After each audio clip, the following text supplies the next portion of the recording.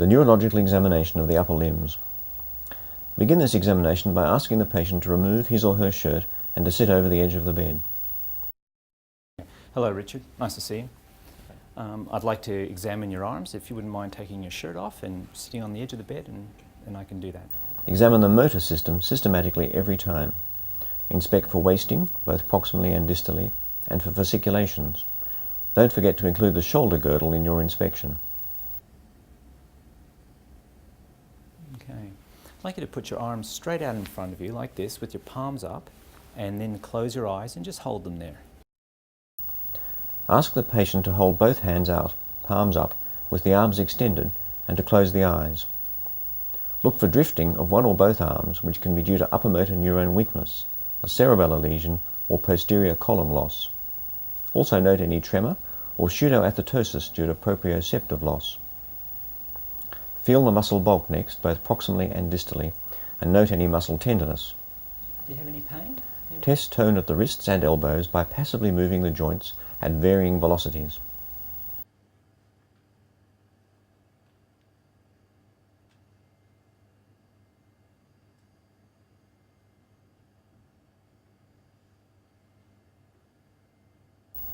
Assess power at the shoulders, elbows, wrists and fingers. Okay, just shrug your shoulders up for me please. Push up hard. Okay, that's good.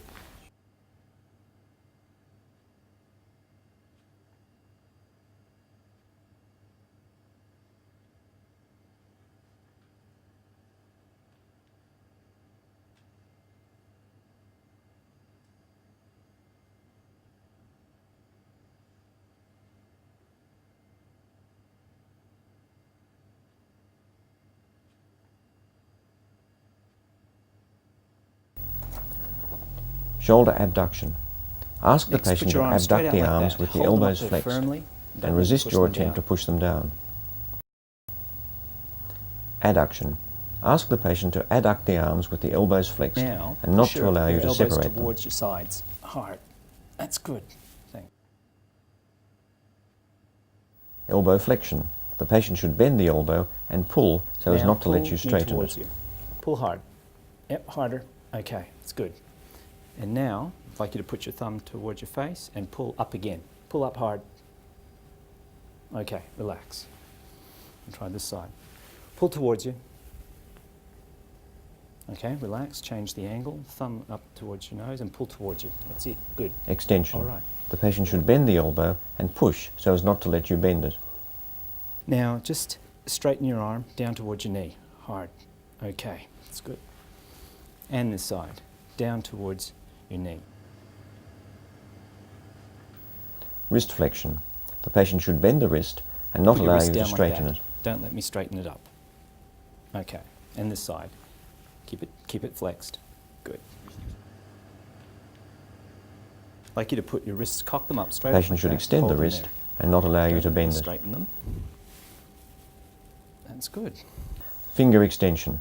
The patient should straighten the fingers and not allow the examiner to push them down. Now you put your fingers straight out and hold them there. Good. Finger flexion. Ask the patient to squeeze 2 of your fingers. I'd like you to just Never squeeze offer hard on 3. my fingers.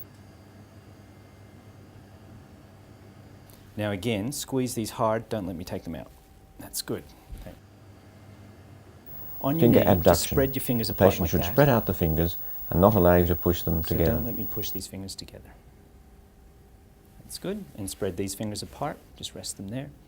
Again. Finger adduction. There. Resist Ask me the pulling patient to apart. keep the fingers together against Okay. your And attempts now to we're gonna do the separate other them.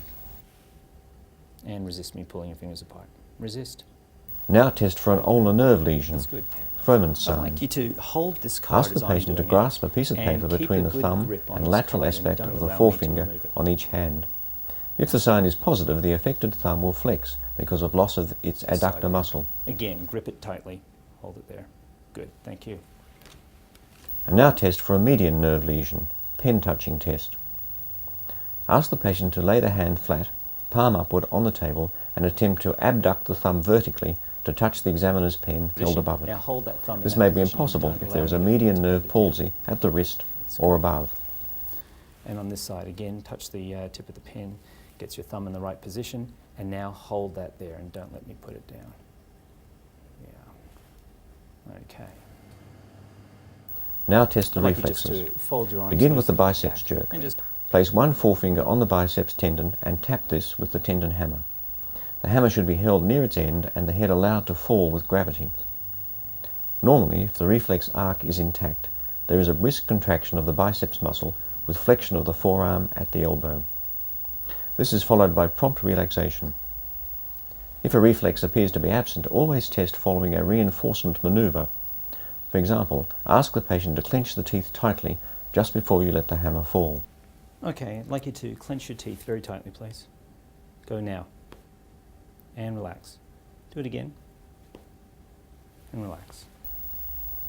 Now test the triceps jerk. Support the elbow with one hand and tap over the hold your arm triceps like that. tendon. Stay loose. Normally, triceps contraction results in forearm extension. And again, just relax this arm right there. The brachioradialis or supinator jerk is next. Strike the lower end of the radius just above the wrist. To avoid hurting the patient by striking the radial nerve directly, place two fingers over this spot and then strike the fingers. Normally, contraction of the brachioradialis causes flexion of the elbow.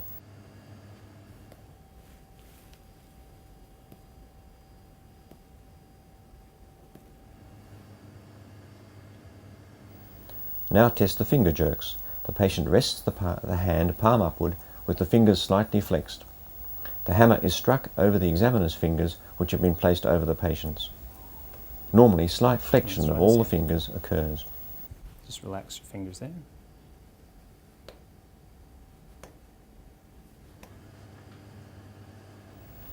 Examination of coordination tests cerebellar function.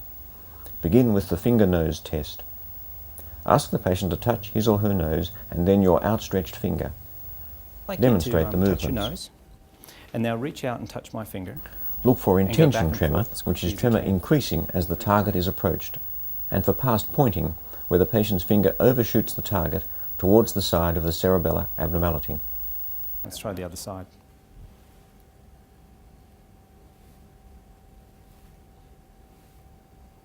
Okay, that's good. What I'd like you to do is on the back of your hand, like you take your other hand and to alternate front and back like that, and then go as fast as you can. Now test the patient's ability to perform rapidly alternating movements. Slow other and hand, clumsy now, if I could do the performance of same these thing, but movements lift is it up, called before you go back down. dysdiadochokinesis. Okay, right, Rich, what I'd Now like you test to do this rebound. time. Ask the is patient to with lift the arms rapidly from the sides and then stop. And then you're going to lift them straight up with the palms up Hypotonia, like that, due to and you're gonna cerebellar stop in that disease, position. causes But you delay need to do in it with stopping your the eyes arms. shut, and you need to do it quickly. Okay. Remember that muscle weakness may also cause clumsiness, Okay, and but once motor more. testing should have revealed any impairment Okay, of this thank sort. you. And can you put your arms straight out now? And now just close your eyes and hold, and keep your hands in that position, even though I'm going to try to move them. Okay, thank you. It is usually best to examine the sensory system last. It can be a difficult examination because it is subjective. Look for scars that may have caused nerve damage. First, test the spinothalamic pathway, pain and temperature.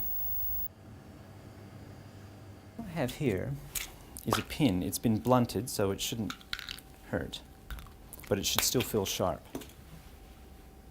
And I'm just going to demonstrate it by touching your chest. Now, does that feel sharp? Yep. Okay, and does it feel sharp on this side? Right, I'm going to be touching you on your fingers and various parts of your hands, and you just tell me when you feel it is sharp, but your eyes need to be shut. Okay? All right. Sharp.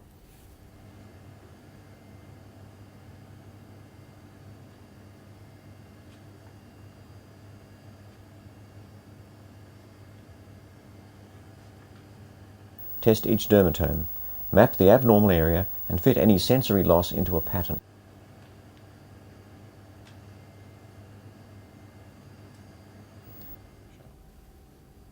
Test that the patient understands that the sensation should be sharp by turning the pin over and touching with the blunt side occasionally.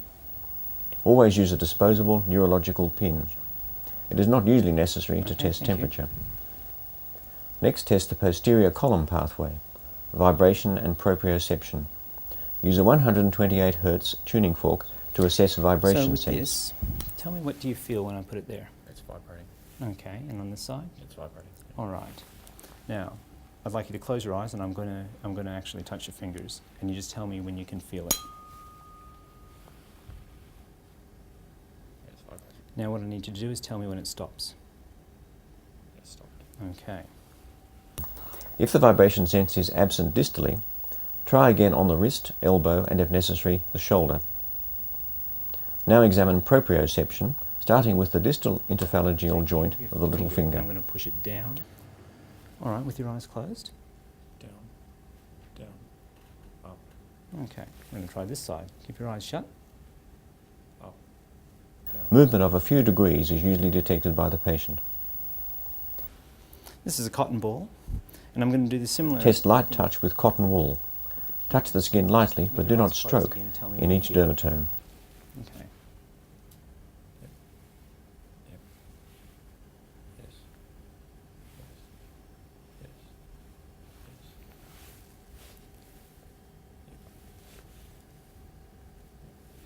Did it feel the same on both sides? Yes. Okay.